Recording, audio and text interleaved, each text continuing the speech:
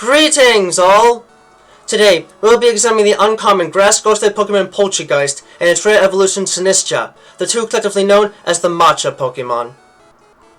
Though they might be more than a bit confusing as far as the powers in nature might be, the members of the Poltchageist family are unique spirits that can more than bring a bit of warmth to those that are in need of a good pick-me-up. Poltchageist have the appearance of an old white and black matcha bottle, with a rounded cylindrical form and a black top to it, as well as a white round stopper on the top to keep the matcha inside their forms. They further have rounded green holes on the sides, white eyes and mouth markings on the bottle, and a pair of ghostly matcha hands, one of which always holds a grey stirring stick. Their evolved form, Sinistcha, have a body that is entirely comprised of matcha tea, with yellow swirly eyes and a small mouth, while the top of the body is made of a bamboo whisk, being able to move in the container and in the air with small feet and thin three-fingered hands. They live within a teacup that's the same color pattern and face markings as a Poltchageist, though it is cracked and sealed with the tea body of Sinistcha itself. While the scientific origins of Poltchageist and Sinistcha might not be completely understood, there is a legend in the land of the Kitakami region, where they originate from, that may be able to lend some understanding to their powers and behavior. It is said that, long ago, there was a man in the region that was renowned for being a master of the tea ceremony, but perhaps too much for his own good. He was a perfectionist to the extreme, and sought to master the art of the tea ceremony in any way that he could, and because of this, he was extremely strict, and did not take any minor infraction towards his art lightly. His actions were so strict, in fact, that it pushed away those that cared for and respected him, until literally no one would have the ceremony with him, and without someone to perform and perfect the ceremony with, he ended up dying before he was able to ever master the art. Over time, it is said that his regrets over both his strictness and the inability to perfect the ceremony manifested in the matcha powder in one of his tea caddies, bringing it to life, and thus giving rise to Poltchageist and, later on, Sinistcha. As such, these creatures try and spend most of the time continuing the work that he left behind, working to make tea ceremonies as perfect as they can be, and acting harshly towards those that cannot meet the high standards they hold for the craft.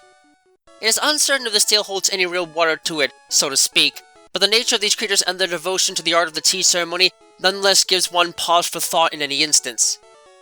At the very least, what can be said about these creatures is that they can prove to be interesting fighters to work with, as with Sinistcha. While their forms might not have a lot of bells and whistles to them, the hard physical bodies that contain the actual forms are quite sturdy physically, and they can hit fairly hard with special attacks, the base defense and special attack stats being above average for fully evolved grass and ghost-type Pokemon, so they've more than got a bit of useful gumption to them to make use of in a fight. Poltchageist tend to take up residence in the old belongings and possessions of those that drink tea, their spiritual forms bound not just to the matcha inside of expensive tea caddies, but the containers themselves, and in this unique bound state, they can actually draw natural power from the matcha itself, in turn making them primary grass types instead of the pure ghost types that the members of the Sinistcha family are. While they tend to be friendly to most at first, as reflected in their unique hospitality ability, which allows them to heal allies when they are brought into a multi-Pokemon battle,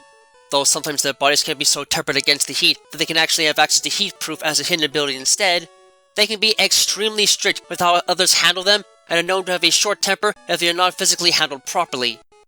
To sustain themselves, these creatures sprinkle the powdery matcha inside them onto food and drink, and then hope that others will eat and drink the food that has been contaminated, for the powder is still linked to them spiritually, and in turn, can be used to draw the life force from those that consume it.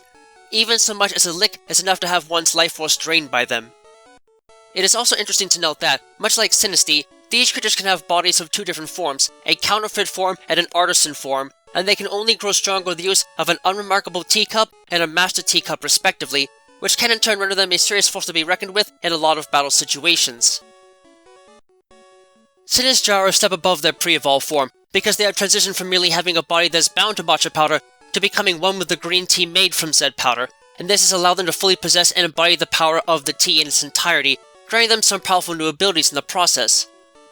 Much like Sinistcha and Poltchageist, these creatures acquire energy by pretending to be tea in some manner or another, and hope that others will mistake them for the delicious beverage and gulp them down, at which point their ingested bodies can readily drain the life force from a target for sustenance. However, the movement of the tea on its own is usually enough to help break their ruse entirely and expose them, so it doesn't work as often as they would like. When they are not actively trying to feed on others or are wandering around to look for prey after sunset, they tend to prefer to live in dark, cool locations within homes, such as beneath floorboards, and use the wish that they too have possessed to stir their forms and inject energy into them, keeping them strong and helping to power them up if they need to defend themselves against attack. This is more than possible for them though, as in addition to the access to the family's signature hospitality ability, they are able to use the green tea inside them to launch a potent, unique attack known as Matcha Gotcha, which not only acts as a powerful energy-draining move, but, because of the scouty temperatures that the attack is delivered with, has a high chance to burn the target if it hits, in turn granting these creatures a useful weapon that few others can match when it comes to making them a noble threat when the type weaknesses cannot be fully taken advantage of. These strange ghosts might seem to be cute and harmless at first, but you have more than a few regrets if you ever try and drink any of them. Poltchageist are tiny little critters that can be incredibly cute to look at, but if you have them help you make your meals and tea, then you might be in for a rude awakening. Sweet as they may be in appearance, they can be extremely brutal when they're seeking of perfection with the tea ceremony, and if you mess up too much, they might just pour themselves down you as revenge to steal some life energy.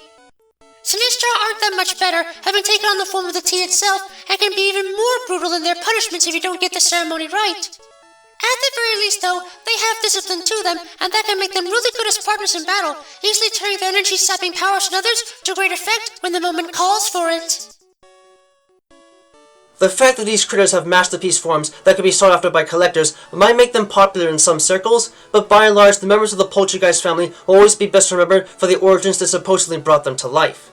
Whether you believe it or not, these specters will make any mealtime they are part of hectic and possibly a bit harmful if they are unsatisfied with the results of it all. As such, do yourself a favor and make sure that you're careful about how you approach the sacred tea ceremony, as one too many slip-ups will likely result in a hospital visit once these specters steal your life energy for a lack of true discipline and perfection on your part.